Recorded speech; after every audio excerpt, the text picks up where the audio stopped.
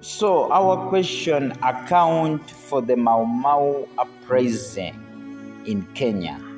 So we need to understand the key issues that led to the Mau Mau uprising in Kenya.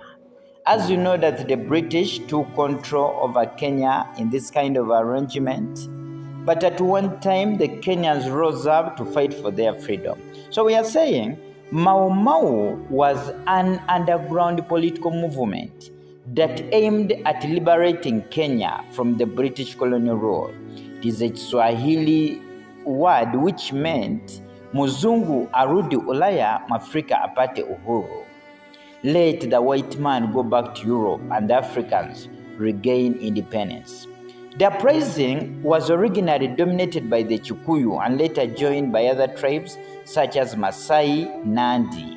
Its leaders included Bilidadi, Kagai, Ituti, Ojeno China, Jomo Kenyatta, among others.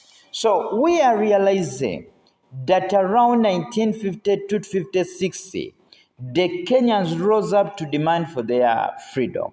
Mind you, the British were controlling the Kenyans.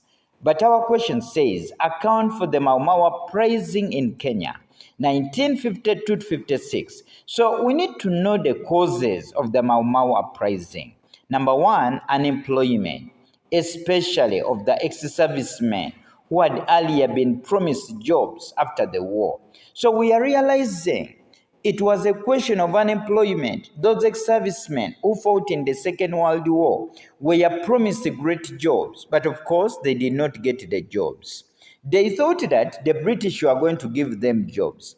As they were not given jobs, they staged an uprising, hoping that maybe after independence they are going to get what? Jobs. And this led to the Mau Mau uprising. Then the domination of the economy by the white settlers and the Asians. We are like saying today, the white settlers and Asians dominated the economy. This meant that they had money because they controlled the key sectors of the economy, like agriculture, industries, and everything. So it is this that annoyed the Africans. Moreover, they were the natives of the country. And that's why they rose up to stage an uprising, because they were against the domination of the economy by the white settlers and the Asians. Then racial segregation or discrimination in Kenya. We are realizing in this kind of arrangement that in Kenya there was what you call a racial segregation, discrimination in Kenya. The whites were favored and Africans were not favored. It is this that made the Africans, who were the majority, to rise up 1952, because they were against the discriminative nature of the whites. Another one, the oppressive chipandi system. This was a system where Africans had to move with identity cards. In other words, this limited their movements. You were not supposed to just move from one area to another. For example, Africans were not supposed to settle in Kenyan highlands, to go in Kenyan highlands. So it was this kind of chipandi system which was discriminative. In other words, it was done to only Africans and it wasn't done to the whites. So it is this that engineered the Mau Mau uprising. Another one, the Africans wanted to regain their land, especially the Kikuyu. We are like saying today, the Africans wanted to regain their land.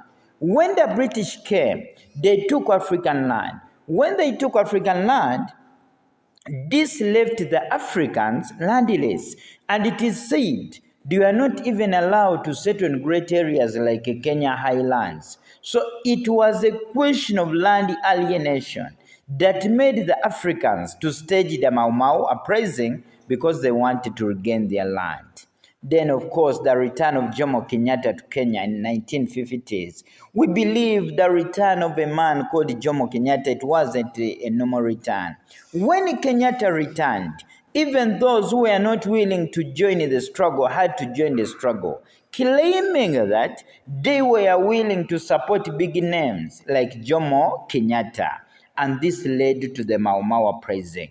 In other words, the return of Jomo Kenyatta increased the wave of the revolution in Kenya, and that led to the revolution.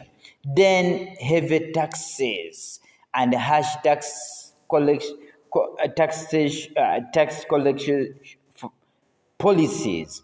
We believe by this time, heavy taxes and the harsh tax collection policies led to the Mau Mau uprising. In this kind of arrangement, the British inflicted heavy taxes on people. As the heavy taxes were inflicted on people, it is this that led to the Mau Mau uprising. People are not willing to pay the heavy taxes because they claimed that we are paying taxes, but we are not seeing taxes in our lives. In other words, they were paying taxes, but they're not seeing improvement in roads and education. Another one, the Chikuyu's secret desire to control Kenya's politics after independence. It is said the Chikuyu had a secret desire to control Kenya's politics after independence. It is this that made the Chikuyu, who were the majority, to mobilize people with a high spirit because they wanted to control politics after independence. And this engineered the Mau Mau uprising because the Chikuyu were the majority. Then the general desire for independence. It is said the Kenyans staged the Mau Mau uprising because they had a genuine desire for independence. They wanted to be free. They wanted to be free. They wanted to control themselves. They didn't want to be controlled by the British. So it was a question of the desire for independence that led to the Mau Mau uprising. Another one, the desire by the Chikuyu to protect their culture. It is said the Chikuyu wanted to protect their culture. Their culture was being abused. When these people came, the whites, they inflicted the white culture onto the Africans. The Chikuyu were not willing to listen to this. That's why they rose up and staged an uprising, because they wanted to revive their culture. Then the unfavorable living conditions in the reserves. Mind you, Africans were put in reserves. These were separate homes. In other words, they were not supposed to live in great places like Kenya Highlands to live with the whites. What happened? In this kind of arrangement, there were unfavorable living conditions in the reserves, like poor accommodation, poor food. Suffering was the order of the day. So it is this that made the Kenyans to stage an uprising, as they hoped that after the struggle, this was going to be rectified. Then the influence of the ex-servicemen. Of course, these ex-servicemen formed the Forte Group. These people who fought in the Second World War, led by big names like General China, they formed what they called Forte Group. They were determined to use their skills, which they got in the Second World War, to fight the colonialists so that Kenya gets its independence. So because these ex-servicemen joined the struggle, even other people had to join, claiming that if big names have joined the struggle, even us, we need to join. Then forced labor policies. It is said the British forced Africans to work on their plantations. It was a question of forced labor policies that led to the Mau Mau uprising. I can say working couldn't be bad, but they were forced. In other words, they were paid little pay, and sometimes they were not paid. So it is this that led to the Mau Mau uprising, because the natives were not willing to listen to this. Then they needed to end the squatter status. It is said the Africans, who were the natives of the country, were squatters on land. In other words, they used to pay rent to the British landlords. It is this that made the Africans to rise up, claiming that how comes that we are in our own country, but we are paying rent to the foreigners? And this led to the Mau Mau uprising. Then the unpopular agricultural programs that were enforced on the Kenyans. What happened? It is said unpopular agricultural programs.